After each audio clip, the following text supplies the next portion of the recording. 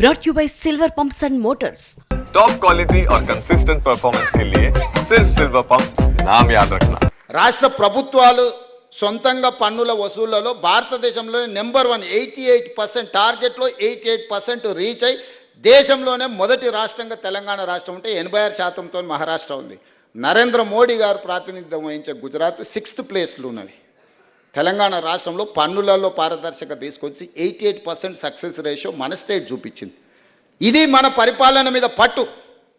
ధరల నియంత్రణలో, నిరుద్యోగ సమస్యను పరిష్కరించడంలో, రాష్ట్రం సేకరించాల్సిన పన్నులలో దేశానికే రోల్ మోడల్గా నిలబడి పెద్ద పెద్ద కార్పొరేట్ కంపెనీలను గుజరాత్కు పోకుండా తెలంగాణకు తీసుకొచ్చి తెలంగాణ పరిపాలన మీద పట్టు సాధించిన మేము దేశానికే ఆదర్శంగా నిలబడి తెలంగాణ మోడల్ అని ఈరోజు చెప్పుకుంటున్నాం. ఆయన అంటాడు, మిస్ యూనివర్స్ హైదరాబాద్లో ఎట్లా కండక్ట్ చేస్తారని. ఏంద్రా నాయన నీ బాధ, నీ దుఃఖమేంది, ఏంది అసలు ఆయన ఆవేదన ఏందో, బాధ ఏందో, దుఃఖం ఏందో నాకు అర్థం కాలే. ఒక అద్భుతమైన అవకాశం పర్యాటక రంగానికి ఇది. 140 దేశాలకు సంబంధించిన ప్రతినిధులు అందరూ మన హైదరాబాద్ రాష్ట్రానికి 25-26 రోజులు ఉండబోతున్నారు. మే 7th నుంచి మే 31st వరకు ప్రపంచ దేశాలన్నీ మన నగరంలో, మన ప్రాంతంలో, not only in Hyderabad, Warangal 1000 స్తంభాల గుడి కావచ్చు, రామప్ప గుడి కావచ్చు, పర్యాటక ప్రాంతాలు ఏవేవైతున్నాయో తెలంగాణ రాష్ట్రంలో అన్ని వాళ్ళు పర్యటించబోతున్నారు. తెలంగాణలో ఉన్న ప్రసిద్ధి చెందిన పర్యాటక క్షేత్రాలన్నిటి దగ్గర ఈ ప్రపంచ అందగత్తెలు ముందర అక్కడికి వచ్చి అక్కడ మిస్ వరల్డ్ కాంపిటీషన్స్ మన రాష్ట్ర ప్రభుత్వం నిర్వహించబోతుంది. ఎంత గొప్ప అవకాశము. 72సారి ఇప్పుడు నిర్వహించేది. 72 సార్లలో ఒక్కసారి అమితాబ్ బచ్చన్ ముంబైలో నిర్వహించాడు. 70 సార్లు ఇతర దేశాలలోనే జరిగింది. 72వసారి మన తెలంగాణ రాష్ట్రం ప్రపంచానికి ఆతిథ్యం ఇవ్వబోతుంది. 3000 ఛానల్స్ ప్రపంచం నుంచి మన దగ్గర నెల రోజులు ఉండబోతున్నారు. 3000 ఛానల్స్ అండ్ పేపర్స్ హైదరాబాద్ ఆతిథ్యం ఇవ్వబోతుంది. గ్లోబ్లో హైదరాబాద్ ఒక ల్యాండ్ మార్క్ కాబోతుంది. అసలు ఇంత మంచి సందర్భం వస్తే నువ్వు అభినందించకపోతే అభినందించకపో, నీ బాధ దుఃఖం రోజు మాట్లాడుతుండు. దానికి ఎట్లా ఖర్చు పెడితే దీనికి ఎట్లా ఖర్చు.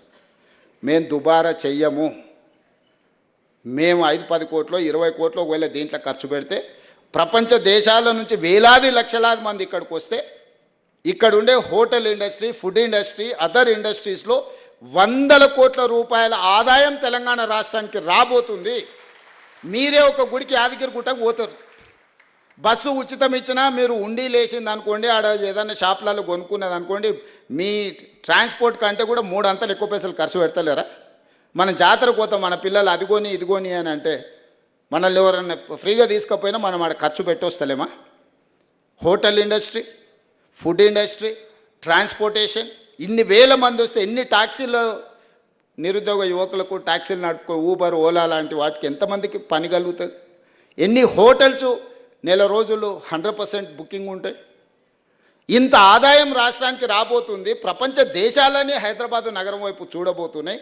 ఇన్ని దేశాలను ఒక దగ్గరికి మనం రప్పించగలిగిన శక్తి సామర్థ్యం నీకుంటే, అమెరికాలో చదివచ్చినావు కదా, 10 ఏళ్ళలో ఎందుకు తీసుకురాలేదు? ఫార్ములా ఈ రేస్ అంట. ఫార్ములా ఈ రేస్ ముసుగులో ప్రభుత్వం పైసలు నువ్వు కొల్లగొట్టినావు స్వామి, అందుకోసమనే నువ్వు కేసు ఎదుర్కొంటున్నావు. నీకు నాకు పోలిక లేదు. ప్రజల కోణంలో ప్రజా సమస్యలను పరిష్కరించాలన్న ఆలోచనతో నేనున్నా. ఉద్యమం ముసుగులో మొత్తం ఉన్నదంతా ఊడ్చుకపోదామన్న ఆలోచనలో మీరున్నారు. నీకు నాకున్న తేడా ఇది.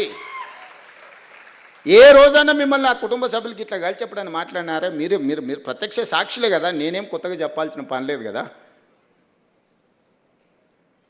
నేను ఎందుకు ఇవన్నీ మీ దగ్గర పంచుకుంటున్నా అంటే, ఇవన్నీ చర్చలు జరగాలి.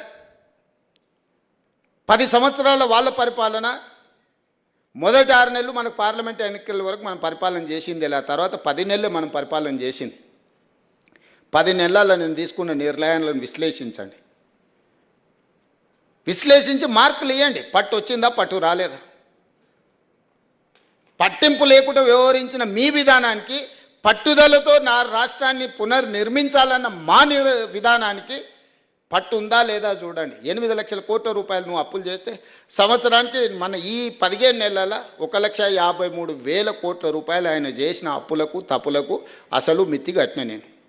అంటే నెలకు 10,000 కోట్ల రూపాయలు అసలు మిత్తి 15 నెలల 1,53,000 కోట్లు ఆయన గారు చేసిపోయిన అప్పులకు తప్పులకు నేను లెక్క కట్టిన, పాయమాలు కట్టిన.